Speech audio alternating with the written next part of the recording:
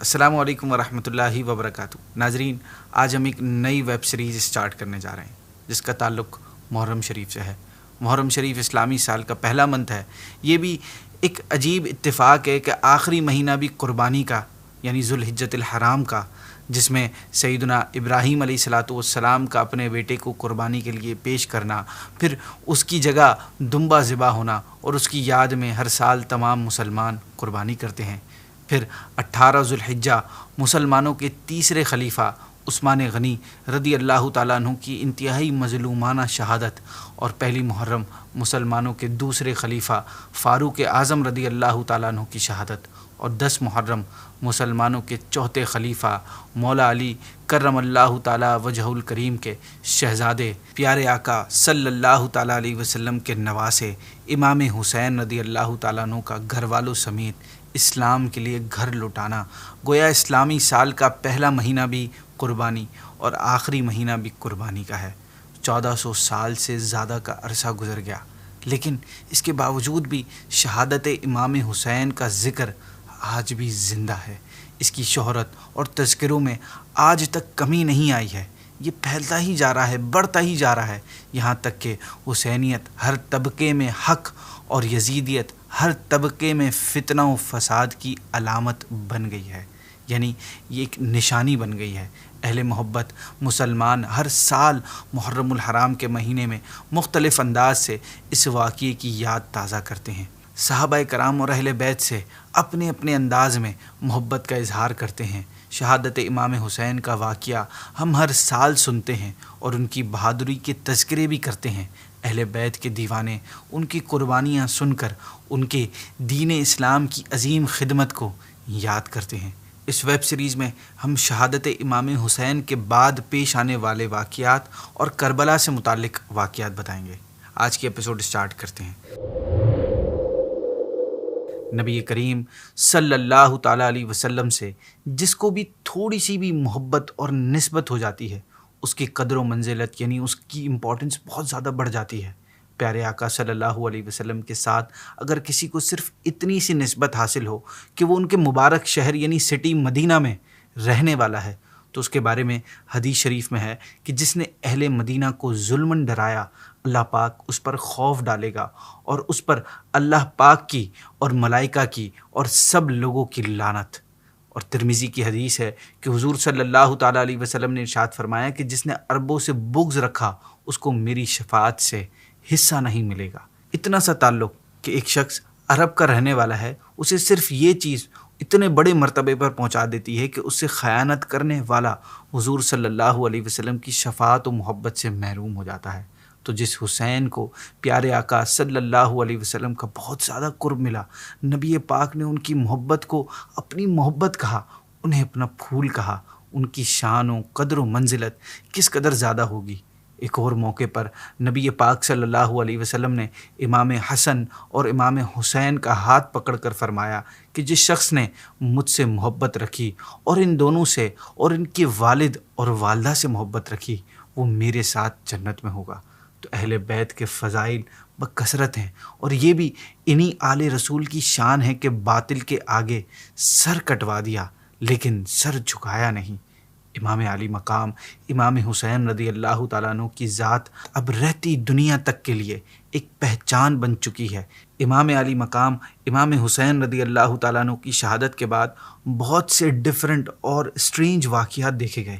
ام المؤمنین حضرت ام سلمہ رضی اللہ تعالیٰ عنہ نے فرمایا کہ میں نے نبی کریم صلی اللہ علیہ وسلم کی وفات کے بعد سے آج تک کبھی جنوں یعنی جو جن ہوتے ہیں انہیں غم میں روتا ہوا نہیں سنا تھا، مگر آج سنا تو میں نے جان لیا کہ میرا بیٹا حسین شہید ہو گیا ہے۔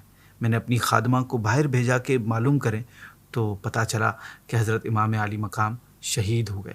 پھر آپ نے امام علی مقام کی شہادت کے غم میں جو جنات تھے انہوں نے جو اشعار بولے تھے آپ نے وہ بتائے، جن کا ترجمہ یہ ہے کہ ہو سکے جتنا رو لے تو اے چشم، کون روئے گا پھر شہیدوں کو، پاس ظالم کے کھینچ کر لائی موت ان بے کسوں غریبوں کو۔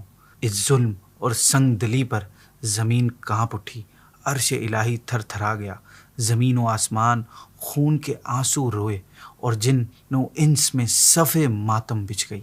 خاص طور پر اس ظلم و ستم سے اللہ پاک کے رسول صلی اللہ علیہ وسلم کو کتنا رنج پہنچا ہوگا، قلب مصطفیٰ کو جو صدمہ ہوا ہوگا وہ اندازہ اور قیاس سے باہر ہے، امیجنیشن سے باہر ہے۔ حضرت سیدنا ابن عباس رضی اللہ عنہ فرماتے ہیں کہ آپ فرماتے ہیں کہ ایک روز میں دوپہر کے وقت خواب میں نبی پاک صلی اللہ علیہ وسلم کی زیارت سے مشرف ہوا۔ میں نے دیکھا کہ آپ کے بال مبارک بکھرے ہوئے اور غبار آلود ہیں اور آپ کے ہاتھ میں ایک خون کی بھری ہوئی شیشی ہے۔ میں نے عرض کی میرے ماں باپ آپ پر قربان یا رسول اللہ صلی اللہ علیہ وسلم، یہ کیا ہے؟ آپ نے فرمایا یہ حسین اور ان کے ساتھیوں کا خون ہے، میں اسے آج صبح سے اٹھا رہا ہوں۔ حضرت ابن عباس رضی اللہ تعالیٰ عنہ فرماتے ہیں کہ میں نے اس تاریخ اور وقت کو یاد رکھا جب امام حسین کی شہادت کی خبر آئی تو معلوم ہوا کہ آپ اسی وقت اور اسی تاریخ کو شہید کیے گئے تھے۔ حضرت سلمہ جو کہ نبی پاک صلی اللہ علیہ وسلم کی آزاد کردہ غلام ابو رافع کی وائف اور حضرت ابراہیم ابن رسول صلی اللہ علیہ وسلم کی دائی ہیں، وہ کہتی ہیں کہ میں ام المؤمنین حضرت ام سلمہ رضی اللہ تعالیٰ عنہ کی خدمت میں حاضر ہوئی تو میں نے دیکھا کہ وہ رو رہی ہیں۔ میں نے کہا آپ کیوں رو رہی ہیں؟ انہوں نے فرمایا میں نے رسول اللہ صلی اللہ علیہ وسلم کو خواب میں دیکھا کہ آپ کے سر مبارک اور داڑھی مبارک پر گرد و غبار ہے۔ میں نے عرض کی یا رسول اللہ آپ کا یہ حال کیا ہے؟ آپ نے فرمایا میں ابھی حسین کی شہادت گاہ پر گیا تھا۔ ناظرین، امام حسین رضی اللہ تعالیٰ عنہ کی شہادت کے بعد ان کے جسم مبارک کی بے حرمتی کرنے والوں میں سے ایک شخص اخبش حضرمی تھا جو گھوڑا لے کر اپنے ناپاک ارادے سے آگے بڑھا تھا۔ اس کے بعد ہی اچانک قدرت الہی سے نامعلوم سمت سے، مطلب کسی بھی اچانک سے کسی جانب سے اسے ایک تیر آ کر سیدھا اس کے دل میں لگا تھا اور یہ بد نصیب اسی میدان کربلا میں مر کر اپنے انجام کو پہنچ گیا تھا۔ آپ رضی اللہ عنہ کی شہادت اور آپ کی لاش مبارک کی بے حرمتی کے بعد یزیدی لٹیروں نے اہل بیت کا سارا سامان چھین لیا۔ اس وقت ان میں عابد بیمار حضرت امام زین العابدین رضی اللہ تعالیٰ عنہ باقی تھے۔ جب شمر کی نظر ان پر پڑی تو اس نے اپنے سپاہیوں سے کہا کہ ان کو کیوں باقی رکھا ہے، ان کو بھی قتل کر دو۔ تو ان میں سے ایک شخص حمید بن مسلم کے دل میں اللہ پاک نے رحم ڈال دیا۔ اس نے کہا یہ بیمار اور عمر میں چھوٹا ہے لہٰذا اس کو قتل مت کرو۔ اس کے بعد ابن سعد نے تمام شہداء کے سر کاٹنے کا حکم دیا اور یہ سر حضرت امام علی مقام کے سر کے ساتھ ابن زیاد کے پاس بھجوا دی ہے۔ یہ لوگ ان سروں کو نیزوں پر لٹکا کر ابن زیاد کے پاس لے گئے۔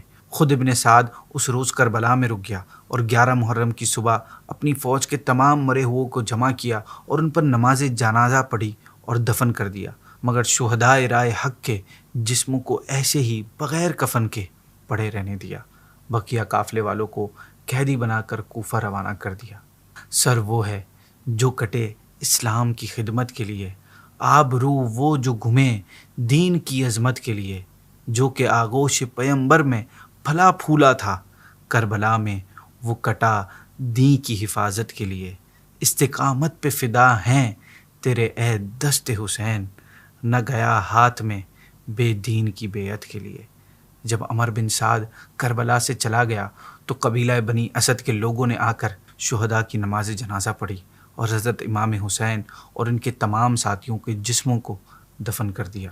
ناظرین، امام علی مقام اور دیگر شہداء کے سر مبارک خولی بن یزید اور حمید بن مسلم کے ساتھ ابن زیاد کے پاس بھیجے گئے۔ جب وہ کوفہ آئے تو ابن زیاد کا مکان بند تھا، لہٰذا خولی امام علی مقام کا سر مبارک لے کر اپنے گھر آ گیا اور اس نے اپنی بیوی سے کہا کہ میں تیرے لیے وہ چیز لایا ہوں جو عمر بھر کے لیے تجھ کو غنی کر دے گی، یعنی مالدار کر دے گی۔